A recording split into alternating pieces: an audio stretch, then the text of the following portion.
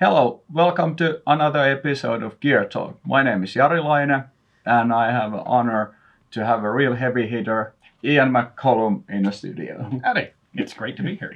Good. We just had the Finnish Brutality 23. How are you feeling? I'm still covered in mystery bruises, but I've mostly recovered. It was a great match this year. Yeah, good stuff. So, how did the gear work? Really quite well. So there wasn't a lot of difference between what I did this year and what I did last. A different plate carrier, your low profile one, which I like the fact that the shoulder straps are in a little narrower. It was a little easier to get a cheek rest with the rifle.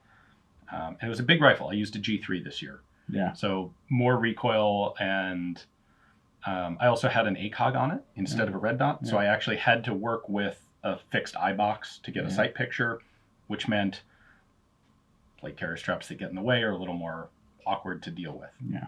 But overall, really didn't have any problems with that. 308 mag pouches are tight to get onto this thing. Yeah. But you can get 3 of them side to side. Yeah. That was good. The biggest change I made in my gear this year is I used to have a med kit hanging from the front pouch, and I switched that up to a pouch on the back of the belt. Yeah. I like this. The dangling pouch was kind of annoying, but I need to shift things around a bit because the dump pouch was right under the med pouch, and I lost time on a couple of stages when I was storing magazines. Yeah. And trying to get something out of here quickly is very difficult. So Yeah. I think what I want to do is shift this over under the knife. Yeah. Might be. I looked at doing that right before the match, and it was complicated, so I just didn't. But it's interesting. I used to really like the idea of running everything on a belt rig. Yeah. 2 rifle mags, 2 pistol mags, and it was the TST requirement to use armor that got me using chest rig, chest mounted mags instead. Because if I'm wearing something up here, I might as well put magazines in it. I still kind of like the idea of a lower profile kit in general. Yeah. Because we continue to see areas where the bulk of armor plus mags plus backpack can cause you real problems. Yeah. Crawling under obstacles, crawling through hatches in the vehicles. And oh man, by the end of the match, getting up off the ground with armor plates on just sucks. Yeah.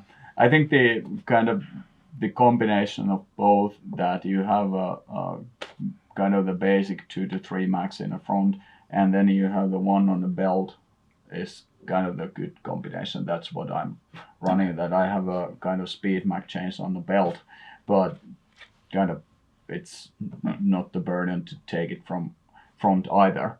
Yeah. That makes sense. Yeah. So kind of the 308, that's the spinners were. Oh, the spinner was so fantastic. Yeah. I spun the spinner in like 4 seconds. Yeah. Because it was 1 hit on the top, 1 hit on the bottom. Yeah. But you had the flaps on the pouches throughout the match. You didn't have any. I did. Yeah. And that was a really good idea. Yeah. I normally don't. I normally take them off. But I left them on this time, and the match was drier than in previous years. It was just like home. The match was full of moon dust, sand getting everywhere. Yeah. Even with the pouches, I still had a couple times when I had to clear out, like empty magazines, strip them apart, clean sand out of them before a stage. Yeah. The kind of the option that you can have at least some cover for the magazine, I think that's really good to have in a pouch design. And maybe you can also do the combination that you have few totally closed pouches and then one open top or something, because stuff gets into the mags, and whether it's a dusty weather or like really muddy weather, it might cause some problems. It's interesting to look at a match like this and think about, in particular, pistol holsters, where today we have like safety retention, quick draw pistol holsters. Yeah. The whole point is always how quickly can you defeat the safety mechanism and get the gun out. Where if you look at old school pistol holsters from several decades ago and earlier, back to the World Wars, you had completely enclosed full flap holsters. Yeah. And not just a flap, but like a flap with side protection. And there were a couple people who were shooting classic old guns in the match this year, and you look at them crawling through the dust, and there's absolutely no problem with the pistol. It's completely protected, where people wearing modern holsters, which includes me this year, there were some people who scooped a lot of sand into their guns. We had a couple stages where we would put an empty magazine into the pistol just to protect it, to keep dirt out. And a lot of people had red dots that turned into little tiny shovels and filled up with dirt. And it's interesting that the classic old style of holster prevents all of those issues. My Glock was pretty crunchy in some states. And I think then it comes back to the situation that if you don't have to have the pistol as a quick draw, like in capacity, I think the more coverage is better, because if the par time is 3 minutes for the stage and average run is like 100 seconds, the draw is not playing not like a huge role, no major role and it prevents you from having that really awkward moment where you have a 0.8 second draw to click because your gun's full of sand and it has malfunctioned. I think we have a mentality today that in many ways is driven by action CQB, building, clearing. The whole point of your pistol is because it's bam, bam, bam with a rifle, drop the rifle, draw the pistol, boom, boom, boom. And how often does that really happen compared to if you're actually out in the field? Dust, mud, rain, snow. I could see a very good argument. In fact, if I was actually doing something more serious than competition, I'd go find myself a full-on flap holster to protect the pistol. I think the chances are much more likely that I will need to draw it administratively and have it ready or something than I'll have to do a high-speed transition from rifle. That's a good point. And like what comes to the kind of the secondary arm, like especially if you are in the field, you might not even need a pistol. Like kind of weight of the pistol and a few pistol mags, you can have a few extra rifle mags or batteries. Or batteries. So if your role is like typical infantry, pistol has a pretty limited kind of use.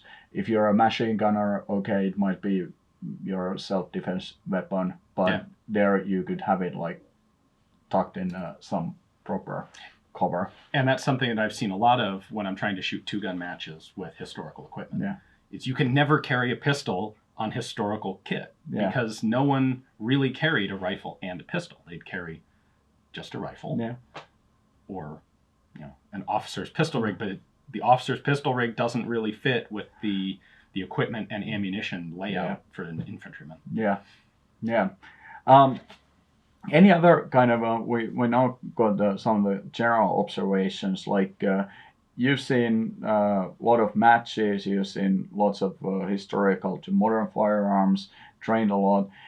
Do you have any kind of the guiding principles when you start setting up the kit, that what you have learned either from a hard way or kind of figured out in other ways? I'm not a good example for that because I almost never run the same guns twice in a row. And so I'm constantly resetting gear to fit different guns. And so I don't get that much time to practice and really become proficient with one loadout.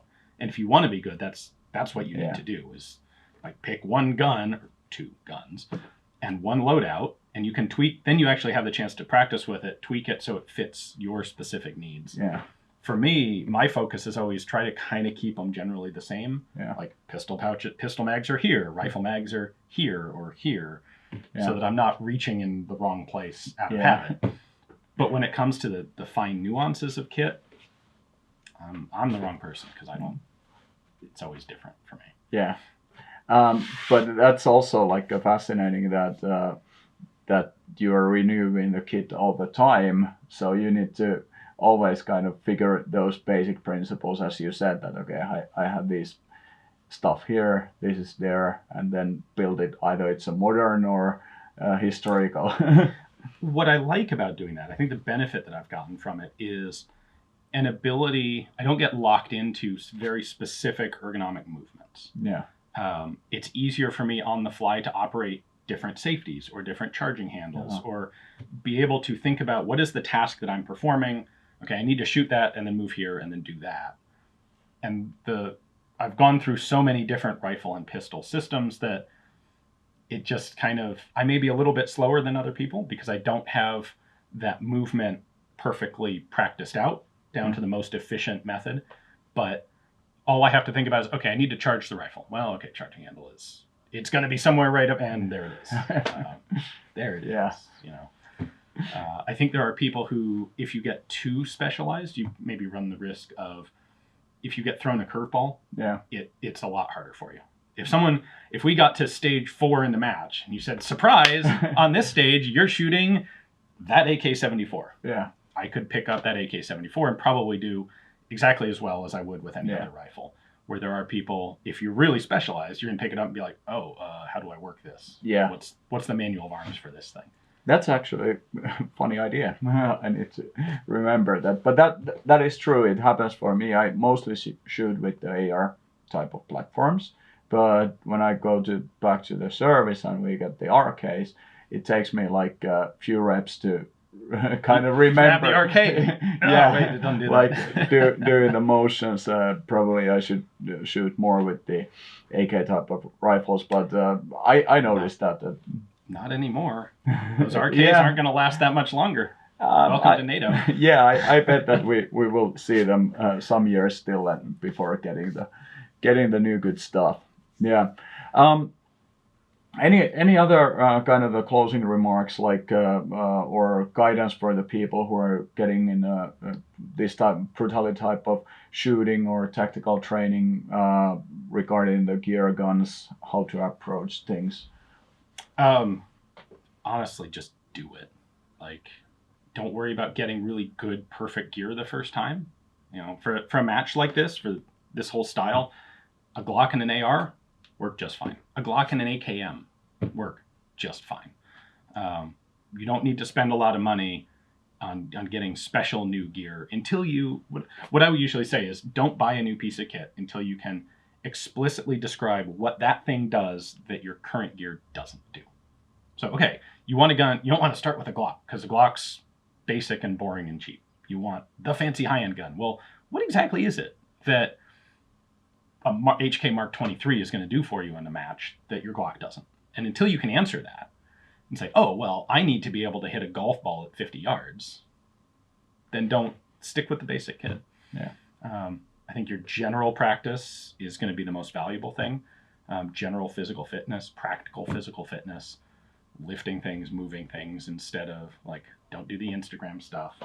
Don't do exercises just because they look good on camera. Do stuff that has direct practical relevance. Yeah. And then it'll help you a lot more in real life than in, one finished brutality per year. It's good to have there, but it's universally beneficial to your whole existence. Yeah, that is well put. Thank you. So stay tuned and remember to run, lift, and shoot.